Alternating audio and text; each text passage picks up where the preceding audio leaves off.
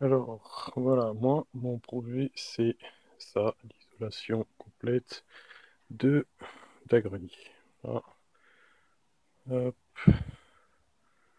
hop, fenêtre, et une autre partie du grenier. Voilà, avec tout le bordel qu'il y a. Donc, j'ai commencé par enlever au sol toutes les planches de traverse qui sont stockées pour le moment ici. On attend d'être évacuées ou d'être utilisées pour autre chose. Puis j'ai isolé euh, entre les solives avec de la laine de roche de 20 cm d'épaisseur. Et ici, bon, j'avais commencé, donc j'ai gardé, c'était deux épaisseurs de laine de verre en enlevant entre euh, la laine de verre et entre les deux laines de verre en enlevant le pare-vapeur. Voilà, donc voilà, tout ça c'est fait. Pour la mise à niveau de la pièce, ben, c'est pas compliqué. Euh, il faut trouver le poids le plus haut des poutres, des solives, je veux dire. Le poids le plus haut des solives, ben, c'est pas compliqué. On commence à un endroit, peu importe, avec une règle de maçon, comme celle-là, 2,50 m si vous avez plus, c'est plus rapide. Et vous trouvez la première, et à niveau bien entendu, et vous trouvez la première poutre la plus haute. Alors il faut savoir que les poutres, les solives, elles ont tendance à fléchir, et donc il faut mesurer à plusieurs endroits de la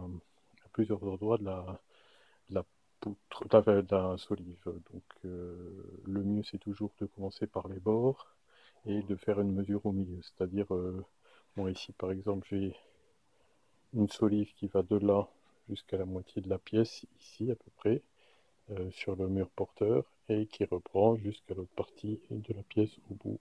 Voilà. Donc voilà, donc en général c'est trois mesures par solive. Et pour mesurer la hauteur, ben moi j'ai mis des vis, c'est assez précis. Donc j'ai mis des vis au milieu de la solive, comme ça je pouvais mesurer la hauteur. Et en mettant le niveau sur la règle de maçon, j'arrive à mettre tout de niveau.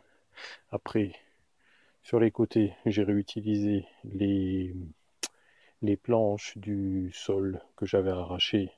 Je les ai coupées pour avoir une surface droite et je les ai mis de niveau par rapport.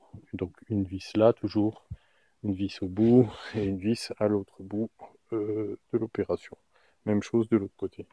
Donc à partir de là, bah, je me retrouve avec un sol euh, plat d'un bout à l'autre. Comme vous voyez, à chaque fois, il y a deux planches de chaque côté de la solive pour avoir un meilleur appui. C'est peut-être pas l'idéal, mais bon, c'est plus stable, on va dire. Et puis c'est plus facile après, parce que je vais quand même visser, moi, je vais quand même visser les planches d'OSB. Donc ça pareil, le sol planche d'OSB 3, OSB 3. Épaisseur, moi j'ai trouvé du 25 mm, 2 mètres par 2 mètres, à peu près un peu plus de 2 mètres de longueur par 60, un peu plus de 60 de large, et, euh, et en 25 mm d'épaisseur, à un prix d'environ 10 euros la plaque, ce qui est quand même assez intéressant. Donc voilà, j'en ai un bon paquet, j'en ai déjà posé une partie, comme vous pouvez voir là. Ici, toute cette partie-là, voilà, tout ça c'est fait. Voilà, donc ça c'est pour le sol du projet, pour l'aménagement du grenier.